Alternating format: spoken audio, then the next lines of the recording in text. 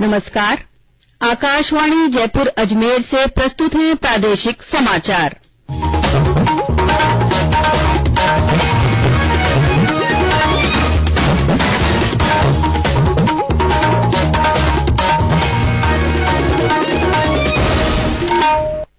मुख्य समाचार।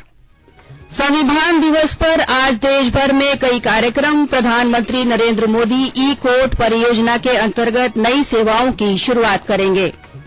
केंद्र सरकार ने महात्मा गांधी नरेगा योजना को नया रूप देने के लिए समिति का गठन किया। राजस्थान लोक सेवा आयोग ने अगले साल आयोजित की जाने वाली 9 भर्तियों का संभावित परीक्षा कार्यक्रम जारी किया। और प्रदेश में न्यूनतम तापमान में गिरावट बनी रहने से ठंड का असर बरकरार। शेखावटी क्षेत्र में जनजीवन प्रभावित। समाचारों के साथ मैं अल्पना राठौड़ और अब समाचार विस्तार से। आज संविधान दिवस है। भारत रत्न बाबा साहब भीमराव अम्बेडकर की अगुवाई में आज ही के दिन 1949 को देश के संविधान को अंगीकार किया गया था। इस अवसर पर देश भर में कई कार्यक्रम आयोजित किए जा रहे हैं। प्रधानमंत्री नरेंद्र मोदी उच्चतम न्यायालय में संविधान दिवस समारोह में हिस्सा लेंगे। इस दौरान प्रधानमंत्री ई-कोर्ट परियोजना के अंतर्गत नए उपायों का शुभ आरंभ करेंगे। इस परियोजना का लक्ष्य मुकदमा लड़ रहे व्यक्तियों, वकीलों और न्यायपालिका को सूचना तथा संचार प्रौद्योगिकी के जरिए सेवाएं प्रदान करना है। प्रधानमंत्री virtual justice clock, justice mobile app के दूसरे चरण, डिजिटल अदालत और सुरक्षित, सक्षम तथा सुगम्य वेबसाइट जैसे डिजिटल उपायों का शुभ आरंभ करेंगे। वर्चुअल जस्टिस क्लॉक से अदालतों की कार्यप्रणाली को जवाबदेह और पारदर्शी बनाया जा सकेगा। जस्टिस मोबाइल ऐप के दूसरे चरण के जरिए उच्च न्यायालयों और उच्चतम न्यायालय के न्यायाधीश बकाया मामलों और उनके निपटान की स्थिति का जायजा ले सकेंगे। डिजिटल अदालत का लक्ष्य न्यायाधीश को न्यायालय के रिकॉर्ड डिजिटल रूप में उपलब्ध कराना है। सुरक्षित, सक्षम तथा सुगम्य वेबसाइट एक ऐसा फ्रेमवर्क है जिसके जरिए विभिन्न वेबसाइटों पर जिला न्यायपालिका से संबंधित जन उपयोगी जानकारी और सेवाएं प्रकाशित की जा सकेंगी। इधर संविधान दिवस की पूर्व संध्या पर संसदीय कार्य मंत्री प्रहलाद जोशी ने कल भारतीय संविधान की प्रस्तावना के ऑनलाइन वाचन और प्रश्नावली के लिए पोर्टलों का वर्चुअल रूप में शुभारंभ किया। इन पोर्टलों का उद्घाटन करते हुए श्री जोशी ने कहा कि सभी भारतीय नागरिकों को संविधान की प्रस्तावना का वाचन 23 भाषाओं में से अपने अनुकूल भाषा में करना चाहिए। संसदीय कार्य मंत्री ने लोगों का आह्वान किया कि वे मूलभूत अधिकारों के साथ मूलभूत कर्तव्यों का भी महत्व समझें। संविधान दिवस पर आज प्रदेश भर में भी कई कार्यक्रम आयोजित हो रहे हैं। राज्यपाल कलराज मिश्र आज भरतपुर के सूरजमल बृज विश्वविद्यालय में संविधान पार्क का लोकार्पण करेंगे। विश्वविद्यालय के कुलपति प्रोफेसर राजेश कुमार धाकरे ने बताया कि करीब 2 करोड़ रुपए की लागत से तैयार संविधान पार्क में महाराजा सूरजमल की प्रतिमा भी लगाई गई है।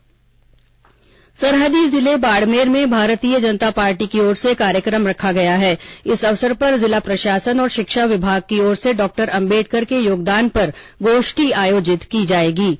हनुमानगढ़ में विधि विभाग और बार संघ की ओर से आयोजित कार्यक्रम में राजस्थान उच्च न्यायालय के न्यायाधीश मनोज गर्ग वकीलों से संवाद कर उन्हें संविधान की शपथ दिलाएंगे। जयपुर में विश्व संवाद केंद्र की ओर से संगोष्ठी का आयोजन होगा। विधि विद्यार्थियों के लिए प्रतियोगिता और संवाद कार्यक्रम भी रखा गया है। केंद्र सरकार ने महात्मा गांधी राष्ट्रीय ग्रामीण रोजगार गारंटी योजना को नया रूप देने के लिए एक समिति गठित की है। ग्रामीण विकास मंत्रालय द्वारा गठित यह समिति योजना की धनराशि का इस्तेमाल अधिक प्रभावी बनाने के बारे में सुझाव देगी। समिति विभिन्न राज्यों में इस योजना पर हुए व्यय की समीक्षा करेगी और विविधता के कारणों का पता लगाएगी।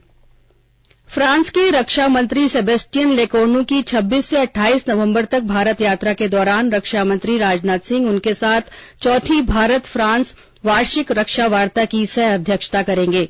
रक्षा मंत्रालय ने एक आधिकारिक विज्ञप्ति में कहा कि फ्रांसीसी रक्षा मंत्री के विदेश मंत्री डॉक्टर एस जयशंकर और राष्ट्रीय सुरक्षा सलाहकार अजीत डोभाल से भी मुलाकात की संभावना है। उनका कोच्चि में दक्षिणी नौसेना कमान के मुख्यालय जाने और भारत के पहले स्वदेशी विमान वाहक पोत आईएनएस विक्रांत देखने का भी कार्यक्रम है। भारत को वर्ष 2023 से 2025 के लिए अंतर्राष्ट्रीय इलेक्ट्रो-टेक्निकल आयोग और स्ट्रेटेजिक मैनेजमेंट बोर्ड की उपाध्यक्षता मिली है। भारत के विमल महेंद्रू आईईसी के उपाध्यक्ष होंगे। उपभोक्ता मामले, खाद्य और सार्वजनिक वितरण मंत्रालय ने कहा कि हाल में अमेरिका के सैन फ्रांसिस्को में आयोजित आईईई में की आम बैठक में पूर्णकालिक सदस्यों के 90% से अधिक मत प्राप्त कर भारतीय प्रतिनिधि निर्वाचित हुए हैं। आईईसी सभी इलेक्ट्रिकल, इलेक्ट्रॉनिक और संबंधित तकनीकों के मानक जारी करने वाली अंतर्राष्ट्रीय संस्था है और उसका मानकीकरण प्रबंधन बोर्ड तकनीकी नीतिगत मामलों की शीर्ष प्रशासकीय इकाई है। यह समाचार आकाशवाणी जयपुर अजमेर से प्रसारित किए जा रहे हैं। समाचारों में आपका फिर से स्वागत है। राजस्थान लोक सेवा आयोग ने अगले साल 2023 में आयोजित की जाने वाली 9 भर्तियों का संभावित परीक्षा कार्यक्रम जारी कर दिया है। आयोग सचिव एचएल अटल ने बताया कि 7 विभागों में 1443 पदों के लिए आयोजित होने वाली ये परीक्षाएं 28 जनवरी से 16 जून के दौरान ली जाएंगी। परीक्षाओं का विस्तृत कार्यक्रम आने वाले दिनों में जारी किया जाएगा। इनमें प्रोटेक्शन ऑफिसर, खाद्य सुरक्षा अधिकारी, संस्कृत शिक्षा के वरिष्ठ अध्यापक, शारीरिक शिक्षक, स्वायत्त शासन विभाग और चिकित्सा विभाग के विभिन्न पदों की भर्तियां शामिल हैं। आज राष्ट्रीय डेयरी दिवस है। ये दिन देश में दुग्ध क्रांति और ऑपरेशन फ्लड की शुरुआत के सिलसिले में मनाया जाता है। भारत दुनिया का सबसे बड़ा दुग्ध उत्पादक है, जिसका वैश्विक दुग्ध उत्पादन में योगदान 23% है। भारत में डेयरी क्षेत्र का विकास और ऑपरेशन फ्लड की शुरुआत के बाद डेयरी सहकारी समितियों द्वारा निभाई गई शानदार भूमिका आजादी के बाद देश के उल्लेखनीय विकास की गाथा का एक अभिन्न हिस्सा है।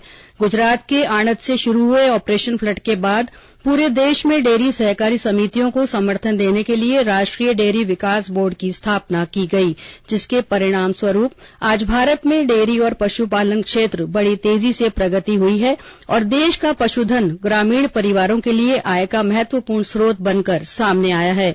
देश में श्वेत क्रांति के जनक डॉक्टर वर्गीस कुरियन को भी उनके असाधारण सेवाओं के लिए याद किया जा रहा है। इस अवसर पर प्रतिष्ठित राष्ट्रीय गोपाल रत्न पुरस्कार भी प्रदान किए जाते हैं। प्रधानमंत्री नरेंद्र मोदी कल सुबह 11 बजे आकाशवाणी के मन की बात कार्यक्रम में अपने विचार साझा करेंगे। यह कार्यक्रम आकाशवाणी के समूचे नेटवर्क के साथ दूरदर्शन और यूट्यूब चैनलों पर भी उपलब्ध रहेगा। राजस्थान उच्च न्यायालय ने नागौर जिले के डीडवाना में एक तालाब की भूमि के संरक्षण की पालना नहीं होने पर कड़ी आपत्ति जताते हुए सरकार को फटकार लगाई है। 2 न्यायाधीशों की खंडपीठ ने एक एनजीओ की दायर याचिका की सुनवाई करते हुए 14 दिसंबर तक मामले की अनुपालना रिपोर्ट पेश करने के निर्देश दिए हैं। हिमालय से जोधपुर पानी लाने के लिए शुरू की जा रही राजीव गांधी लिफ्ट नहर परियोजना का काम इन दिनों तेज गति से जारी है। करीब 1800 करोड़ रुपए की ये परियोजना मई 2025 तक पूरी की जानी है। वर्तमान में इंदिरा गांधी नहर के जरिए जोधपुर जिले को 380 एमएलडी पानी ही मिल पाता है। परियोजना के पूरा होने के बाद जिले को 396 अतिरिक्त एमएलडी पानी मिल सकेगा। और अब मौसम। न्यूनतम तापमान में गिरावट जारी रहने से प्रदेश में ठंड का असर रोजाना बढ़ने लगा है। सीकर और चूरू सहित समूचे शेखावटी क्षेत्र में ठंडी हवाओं ने जनजीवन को प्रभावित करना शुरू कर दिया है। चूरू में बीती रात पारा गिरकर 5 डिग्री सेल्सियस पर पहुंच गया। ठंड के चलते लोगों को दिन में भी ऊनी कपड़े पहने देखा जा रहा है। और ब्यौरा हमारे संवाददाता से। चूरू में ठंड का असर अब तेज होता जा रहा है। आज रात का तापमान 1 डिग्री गिरकर 5 डिग्री पर पहुंच गया है, जिससे ठंड में बढ़ोतरी हुई है। रात को यात्रा करने वाले यात्रियों को रेलवे स्टेशन पर डूबते हुए देखा गया। उनको ठंड के चलते परेशानी हुई। वहीं देपालसर रोड के पास खुले में बसेरा करने वाले लोगों को पुलिया के नीचे शरण लेनी पड़ी। गांवों से शहर में दूध व ब्रेड बेचने आने वाले लोगों को कंबल व ऊनी कपड़ों में लिपटे हुए देखा गया। तापमान लगातार गिरता जा रहा है। श्रवण शर्मा, आकाशवाणी समाचार, चूरू। और अंत में मुख्य समाचार एक बार फिर। संविधान दिवस पर आज देश भर में कई कार्यक्रमों का आयोजन हो रहा है। प्रधानमंत्री नरेंद्र मोदी ई-कोर्ट परियोजना के अंतर्गत नई सेवाओं की शुरुआत करेंगे। केंद्र सरकार ने महात्मा गांधी नरेगा योजना को नया रूप देने के लिए समिति का गठन किया है। राजस्थान लोक सेवा आयोग ने अगले साल आयोजित की जाने वाली 9 भर्तियों का संभावित परीक्षा कार्यक्रम जारी कर दिया है और प्रदेश में न्यूनतम तापमान में गिरावट बनी रहने से ठंड का असर बरकरार है। शेखावटी क्षेत्र में जनजीवन प्रभावित हो रहा है। इसी के साथ प्रादेशिक समाचार बुलेटिन समाप्त हुआ। नमस्कार।